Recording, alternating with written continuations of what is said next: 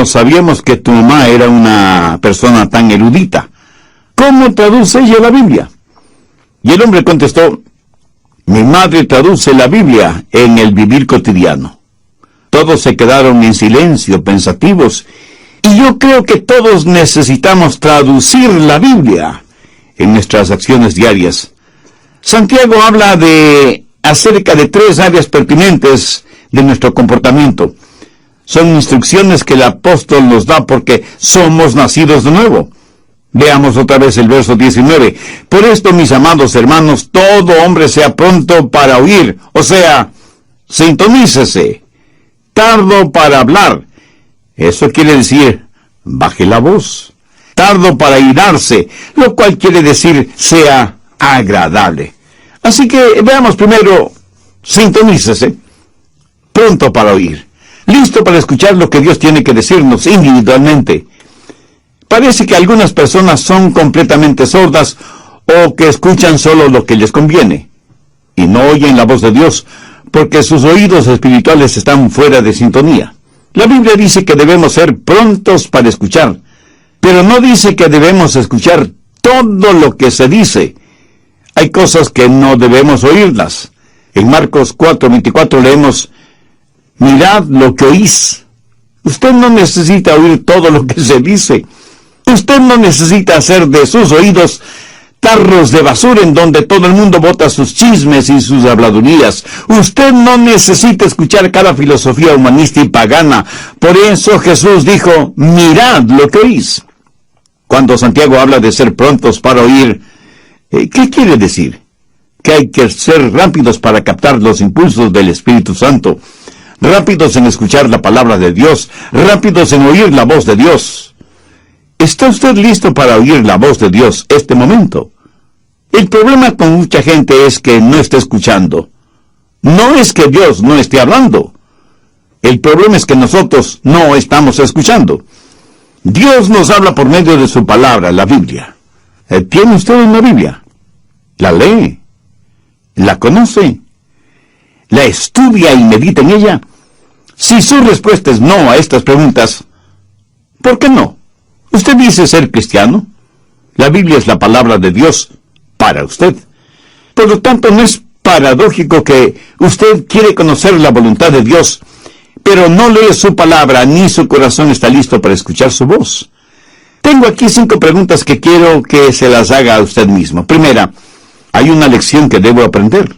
Segunda, ¿hay una bendición que debo disfrutar? Tercera, ¿hay un mandamiento que debo obedecer? Cuarta, ¿hay un pecado que debo evitar? Y quinta, ¿hay una verdad que debo llevar y compartir? Verá, Dios me ha llamado a mí para predicar. Y no lo digo por vanidad.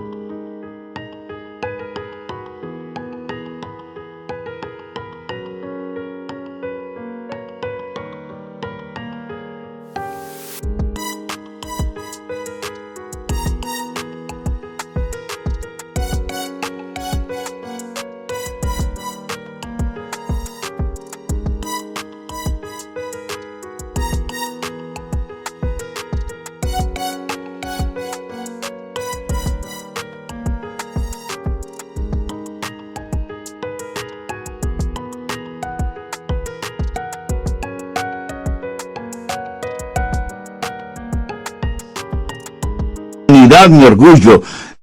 Dios me ha dado la habilidad y la sabiduría espiritual para predicar su palabra. Si no fuera así, yo sería un usurpador de una extraordinaria responsabilidad a la que Dios me ha llamado. Y la Biblia me dice que debo ser sumamente cuidadoso con lo que predico.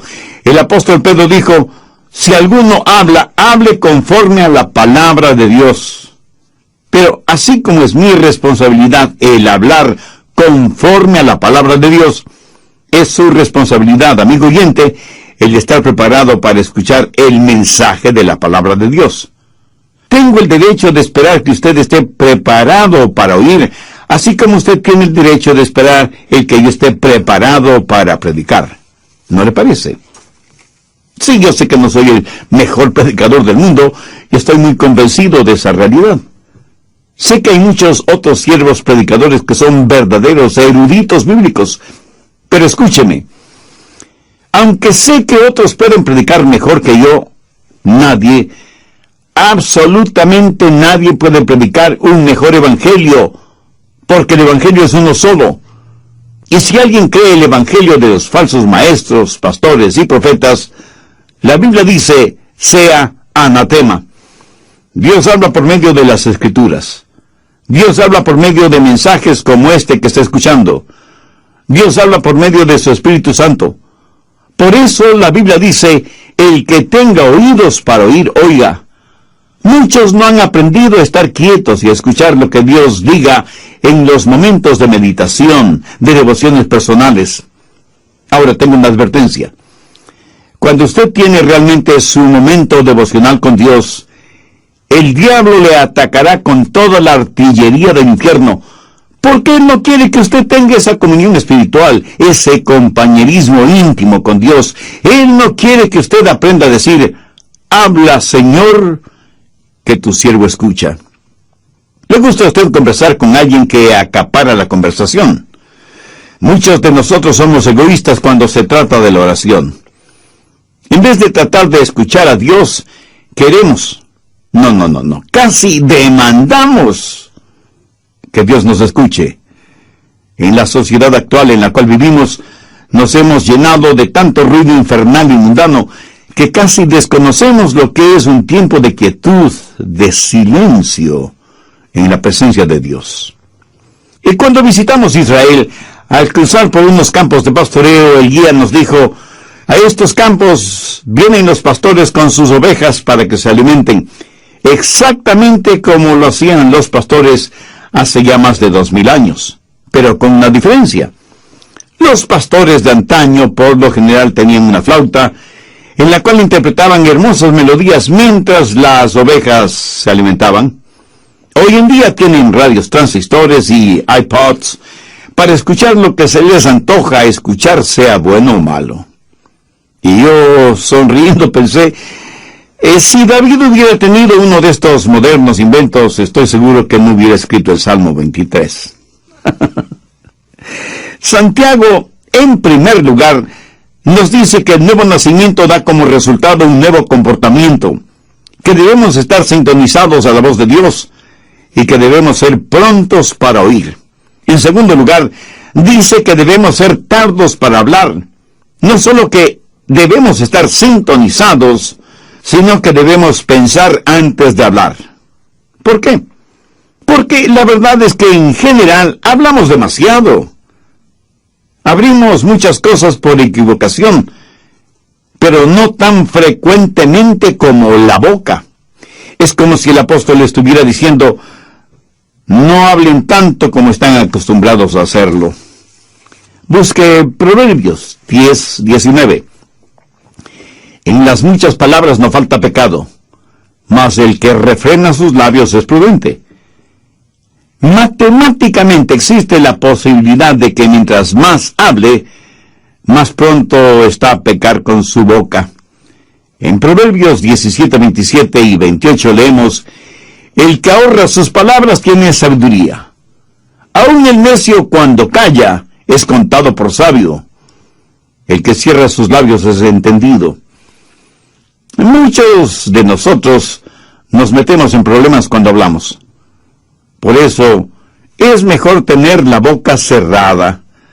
Eclesiastés 5:3 dice, porque de la mucha ocupación viene el sueño, y de la multitud de palabras la voz del necio. Mientras más una persona habla, a veces más proclama la necedad de su corazón. Alguien dijo que es mejor tener la boca cerrada y dejar que los demás piensen que uno es un tonto, que comenzar a hablar y remover cualquier duda al respecto. Los rabinos suelen decir y señalar que el hombre tiene 2 oídos y una boca. Los oídos siempre deben estar abiertos y la boca cerrada. reteniendo en esa bóveda, tras los barrotes de marfil que son los dientes, a la lengua. Debemos escuchar 2 veces más de lo que hablamos, pero la realidad es todo lo contrario. Mateo 12:36. Mas yo os digo que de toda palabra ociosa que hablen los hombres, de ellas darán cuenta en el día del juicio. Escuche, Jesús no está diciendo que no debemos tener conversaciones agradables o compartir un momento de humor sano. Él habla de palabras improductivas, denigrantes, hirientes, groseras, maldicientes. En Santiago 2:17 leemos: así también la fe, si no tiene obras, es muerte en sí misma. La palabra muerta en este versículo es la palabra ociosa de Mateo 12:36. ¿Qué quiere decir esto? Que es improductiva, que no contribuye para nada, que es desanimadora en vez de edificadora. Prácticamente lo que Jesús dice es que si las palabras que decimos no ayudan, no edifican, sino que más bien son destructivas, y que de cada una de esas palabras daremos cuenta en el día del juicio. Aún el humor adecuado puede ser usado para romper el hielo en cualquier reunión, y puede ser agradablemente beneficioso. Pero el humor usado como burla o sarcasmo es denigrante. Dios no quiere que seamos agresivos ni groseros usando el humor. A veces hablamos de las cosas sagradas con labios mundanos y profanos. En el capítulo 13 de Mateo, los fariseos habían acusado a Jesús de que echaba fuera a los demonios por el poder de Beelzebú, el príncipe de los demonios. Por eso Jesús dio una advertencia. No es una advertencia contra palabras sabias y edificantes, sino contra palabras acusatorias dichas seriamente. ¿Ha pensado alguna vez en el daño que causan las palabras necias? ¿Sabe cuántos hogares han sido destrozados por palabras y expresiones inconvenientes?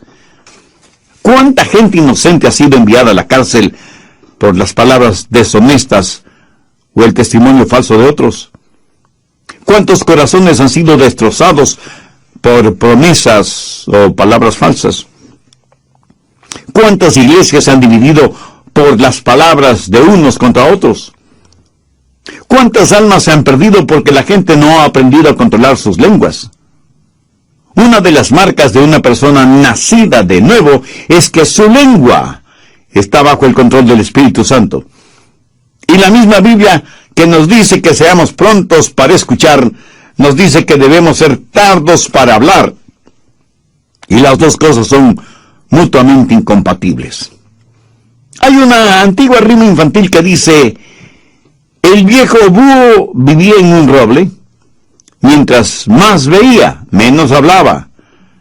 Mientras menos hablaba, más escuchaba. ¿Y por qué no podemos ser como ese viejo búho? ¿Lo ve? Ese sabio búho había aprendido a escuchar. Muchos de nosotros nos asombraríamos de saber lo mucho que hablamos, y nos asombraríamos mucho más al saber que podemos hacer mucho bien a los demás, con menos de la mitad de lo que dijimos en todo el día. Salmo 141:3. Pon guarda a mi boca, oh Jehová, guarda la puerta de mis labios. Esta es una sabia manera de pedir ayuda a Dios para controlar sus palabras, de estar consciente de las cosas que dice. Entonces, Santiago hace énfasis en que las marcas de un nuevo cristiano son, primero, el que haya nacido de nuevo; segundo, que sea pronto para escuchar; y tercero, que sea tardo para hablar y para airarse. No solo debe estar en sintonía y bajar la voz, sino que debe ser agradable. Y el ser agradable no es más que la suma, el amalgamiento de las dos primeras características. Cuando una persona comienza a escuchar más y hablar menos, afecta su temperamento porque aprende a controlar su corazón. Porque cuando sus pensamientos son controlados y su lengua es controlada, entonces su temperamento es controlado Por eso Santiago dice que debemos ser lentos para la ira. Tal vez los jovencitos modernos no sepan lo que ira significa. Sencillamente significa perder control de su temperamento. Por eso la advertencia de ser lentos para airarse. Nunca debemos perder nuestro temperamento. Pero ¿sabe una cosa? En verdad no es que perdemos nuestro temperamento. Más bien, lo encontramos. La Biblia nos dice que nunca debemos enojarnos. Y quiero que entienda esto muy claramente. Veamos lo que dice Efesios 4:26. Airaos, pero no pequéis. Es pecado cuando su enojo se transforma en ira. Jesús se enojó, pero no pecó. Algunos piensan que Jesús nunca se enojó. Algunos piensan de él como si hubiera sido un robot espiritual, con leche en vez de sangre en sus venas. Jesús, el Dios hombre y el hombre Dios, se enojó. Busque Marcos 3:5. Entonces, mirándoles alrededor con enojo, entristecido por la dureza de sus corazones, dijo al hombre: extiende tu mano. Y él la extendió, y la mano le fue restaurada, sana. ¿Lo notó? Lo que enojó a Jesús fue la dureza del corazón de ellos frente al dolor y la necesidad de otros seres humanos. Ahora escúcheme muy atentamente. Algo no está bien con usted si es que algunas cosas no le enojan. Pero tenga cuidado. La Biblia dice, airaos, pero no pequéis. Y el apóstol Santiago dice que debemos ser lentos para la ira, porque en general es muy fácil para nosotros el hacer desaparecer los límites de una indignación justa con nuestras irritaciones personales. Recuerde que la ira de los hombres no obra la justicia de Dios, porque nuestras iras son irracionales, y aquello que es irracional no puede jamás ser justo. Solo Dios es justo. Su justicia demanda el castigo de nuestros pecados, pero su amor nos redime y protege. Somos criaturas que todo lo racionalizamos. A nuestros viles temperamentos los llamamos indignación santa.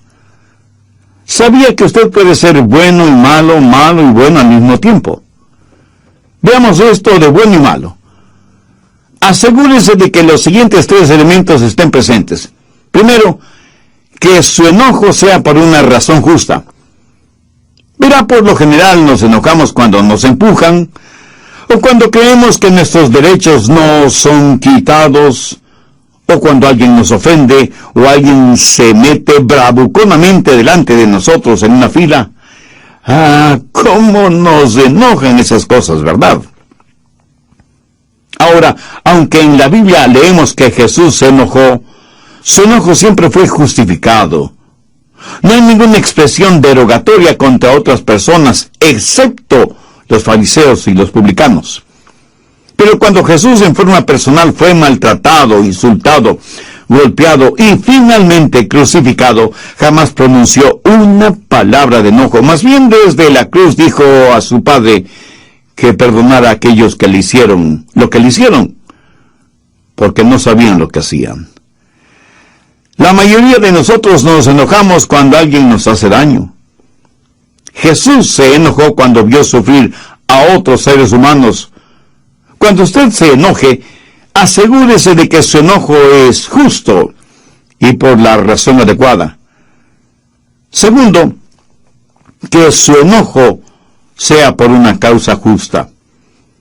Jesús, por lo general, no se enojó con los individuos porque él amaba a las personas. Jesús se enojó contra instituciones, y ritos, y pecados, no contra el pecador.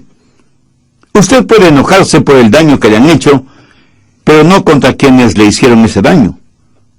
Pero eso es exactamente lo que hacemos, nos enojamos con las personas. Y si bien es cierto que Jesús se enojó frente a corazones endurecidos, y demostró físicamente su enojo contra los que habían hecho de la casa de su padre un mercado de ladrones. Sin embargo, él fue compasivo y tierno con aquellos que estaban esclavizados por sus pecados. Tanto es así que le llamaron amigo de pecadores. Permítame decir algo a los jóvenes predicadores que seguramente están escuchando este programa.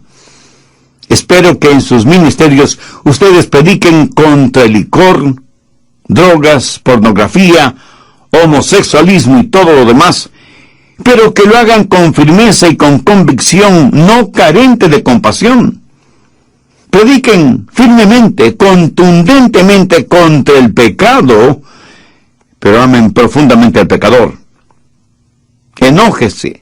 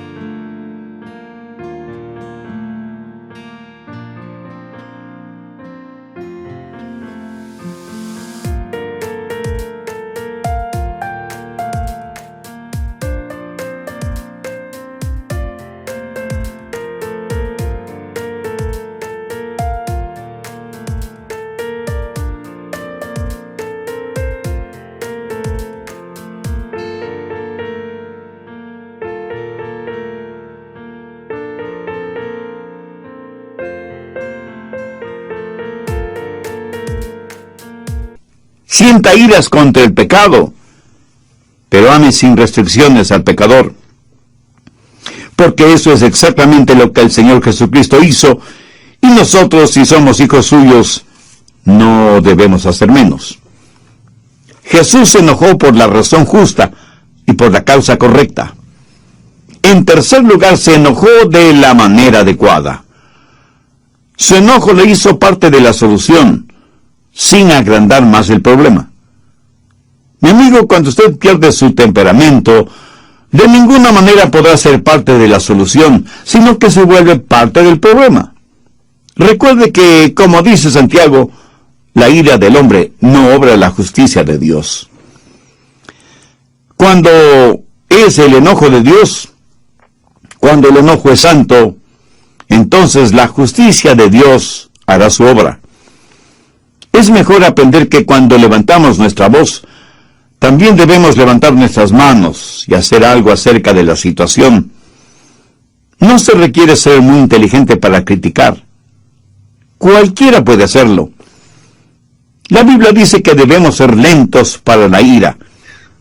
Al respecto, tenga mucho cuidado, porque hay muchas formas de disipación que pueden hacer daño a su testimonio, matar su influencia y revelar su carácter, mucho más que su enojo o su temperamento tipo fósforo.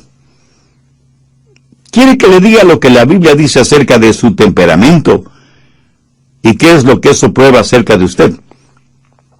Si usted tiene un fusible cortito, si usted es la clase de persona que explosiona por cualquier cosita, primero, usted es una persona que tiene una mente necia. Busque Eclesiastés 7:9. No te apresures en tu espíritu a enojarte, porque el enojo reposa en el seno de los necios. Y no vaya por ahí haciendo flamear su orgullosa superioridad intelectual, porque la Biblia dice que si usted es dado al enojo, usted no es nada más que un necio. Segundo, usted es una persona de carácter débil. Proverbios 16:32. Mejor es el que tarda en airarse que el fuerte, y el que se enseñorea de su espíritu que el que toma una ciudad. Algunos piensan que ser rápidos para enojarse y tener un temperamento violento es una señal de fortaleza. Algunos son verdaderos bravucones en sus casas, rompiendo y tirando las cosas al suelo, golpeando a sus esposas e hijos, manejando su vehículo como un verdadero maniático, cuando otro vehículo se le cruza súbitamente en la carretera. Lo que usted considera una señal de fortaleza, en realidad es un signo de infantilidad, de falta de madurez. Actúa como un bebé con un ataque temperamental. ¿Qué es lo que dice Eclesiastés 16:32? Mejor es el que tarda en airarse que el fuerte, y el que se enseñorea de su espíritu, que el que toma una ciudad. Cuando usted se enoja y pierde el control, está abriendo la puerta a toda clase de pecados que normalmente no los cometería. Dice cosas que usted sabe que no debe decirlas, y hace cosas que usted sabe no debe hacerlas. Busque Proverbios 29:22. El hombre iracundo levanta contiendas, y el furioso muchas veces peca. Cuando usted está furioso, sus pecados se van a multiplicar más de lo que usted piensa. Hará cosas negativas que ya no podrá deshacer. Dirá palabras que usted haría lo que fuera para no haberlas dicho. El momento que usted pierde su ecuanimidad mental, pierde el control de sus palabras y de sus acciones. Pero esto no le disculpa ni justifica delante de Dios. El hombre iracundo levanta contiendas y el furioso muchas veces peca. Alguien dijo que el enojo es como una piedra lanzada contra un nido de avispas. La analogía es clara y contundente. Sea iracundo y furioso, y se verá atacado por toda clase de pecados o transgresiones. Ahora, ¿cómo enfrentar, cómo manejar el enojo? Pues empiece tratándolo como lo que es: pecado. ¿Sabe que algunas personas se enorgullecen de su temperamento volátil? Y no solo que se enorgullecen, sino que lo razonan, lo justifican y dicen: es que todos en nuestra familia somos pelirrojos. Mi amigo, es un mito científico aquello que el color del cabello determina el temperamento. Otros, en cambio, dicen: mi carácter es hereditario, lo temperamental lo heredé de mi padre. Eso puede ser cierto si es que su padre es el diablo. Y unos cuantos más dicen: mis explosiones temperamentales son muy rápidas, me calmo casi enseguida. Un hombre con una subametralladora dispara indiscriminadamente contra una multitud. Ese acto dura solo unos segundos, pero ha dejado muertos y heridos. Y no solo se ha perdido vidas humanas, sino que muchos hogares quedan destrozados. Tratamos de razonar, justificar nuestro enojo, nuestro temperamento. A veces hasta lo minimizamos y hacemos bromas como si fuera algo gracioso. El enojo no es una debilidad, es una maldad. Un temperamento violento tiene que ser visto como un temperamento vil. Y aunque usted no lo crea, lo que usted dice y actúa bajo la influencia de su enojo y su tendencia a ver lo que hay en su corazón. Pues ponga atención a lo que dice y hace en un momento de enojo. Si usted está lleno de Jesús, Jesús le saldrá hasta por los poros de la piel. Y permítame decirle algo más. Usted no puede juzgar a una persona por lo que es, por sus acciones, porque esa persona puede haber planificado esas acciones. Pero mire sus reacciones a las cosas que no ha planificado, y usted sabrá con toda certeza de qué está llena esa persona. La única manera de controlar un temperamento descontrolado es teniendo el corazón lleno de Jesucristo. Como usted ya se habrá dado cuenta, Santiago es eminentemente práctico al aconsejar. Y aquí encontramos una pequeña pero fuerte cadena de 3 eslabones: sintonizar, bajar la voz y ser agradable. Verá, cuando comienzo a escuchar, cuando dejo de monopolizar la conversación, entonces aprendo a controlar mi temperamento, porque mis pensamientos y mis palabras tienen una forma de animar mi espíritu. ¿Sabía que usted puede animar a su espíritu con sus propias palabras? ¿Sabe que cuando verbaliza cosas buenas, usted se siente bien? Y que cuando verbaliza cosas negativas, usted se siente mal. Muchos de ustedes, si tienen la tendencia a argumentar con su cónyuge, por lo menos sea cuidadoso o cuidadosa con sus palabras. Se sorprendería al saber cómo sus palabras controlan su espíritu. Muchas veces hablamos sin pensar, pero después de que hemos dicho ciertas palabras, tenemos la tendencia a vivir esas cosas. Veamos lo que dice Proverbios 15:1. La blanda respuesta quita la ira, mas la palabra áspera hace subir el furor. Así que cuando escucha más y habla menos, descubrirá que tiene más control sobre su espíritu. Una palabra descomedida puede empezar un pleito. Una palabra cruel puede arruinar una vida. Una palabra amarga puede inyectar veneno. Una palabra brutal puede aniquilar una vida. Una palabra comedida será como un remedio.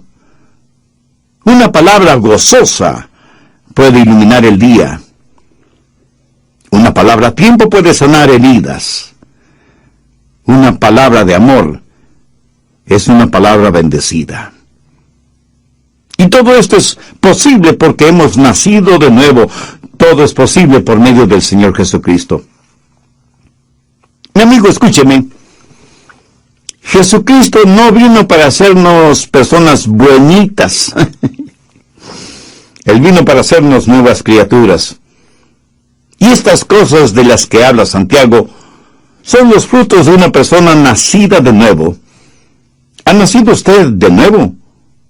¿Ha recibido a Cristo en su corazón como Salvador y Señor? El que usted trate de controlar, usted necesita una nueva naturaleza, necesita nacer de nuevo. Dios le ama y tiene un plan para su vida. Jesús está llamando a la puerta de su corazón porque quiere darle nueva vida y hacerle una nueva criatura. Hace años en el río Mississippi, uno de sus puentes debía ser levantado para permitir el paso de los barcos. El hombre que estaba a cargo de ese puente tenía un trabajo muy importante: mover palancas, girar manijas, apretar botones para poner en funcionamiento los engranajes del puente para levantarlo y bajarlo nuevamente. El puente se movía sobre sus enormes bisagras para permitir el paso de barcos. Luego el encargado bajaba el puente para permitir el paso de los vehículos y los peatones. Un día el hombre trajo a su hijito, quien quería ver qué es lo que hacía su papá y cómo es que el puente trabajaba. El papá hizo su trabajo y los engranajes comenzaron a moverse y a levantar el puente para permitir el paso de un gran barco. Luego tenía que bajarlo rápidamente porque se aproximaba un tren de pasajeros. Pero cuando el puente estaba bajando, su hijito cayó a las aguas del río. El niño gritaba pidiendo que su papá le ayudara. El hombre sabía que no podía abandonar su puesto de trabajo, ni mucho menos los controles del puente. Si lo hacía así, el tren de pasajeros que se acercaba se descarrilaría y se hundiría en el río con toda su carga humana, y cientos de personas morirían ahogadas y sepultadas en los vagones del tren. El hombre tuvo que tomar una decisión. Se quedó en los controles, bajando el puente para que el tren pudiera pasar con seguridad, mientras con el corazón destrozado veía a su pequeño hijo desaparecer en las aguas del río. Nunca encontraron el cadáver del niño. Cuando escuché esta historia, pensé en todas las personas que estaban en el tren, que vieron al hombre manejando los controles del puente, que agitaron sus manos y le sonrieron, y que nunca supieron el precio que ese hombre tuvo que pagar para salvarles. Espero que usted no haga eso con Dios, agitar la mano y sonreírle. Quiero que sepa que Dios puso a su Hijo Jesucristo en la cruz para que usted pueda cruzar con seguridad de la tierra al cielo. Quiero que sepa que Dios ama de tal manera al mundo, y aquí estamos usted y yo incluidos, que dio a su Hijo unigénito para que pagara el precio de la culpa de sus pecados. No los de Jesús, porque Él nunca pecó, sino sus pecados. Para que usted sea salvo, si deposita su fe y su confianza en Él. Dios le ama y quiere salvarle. Y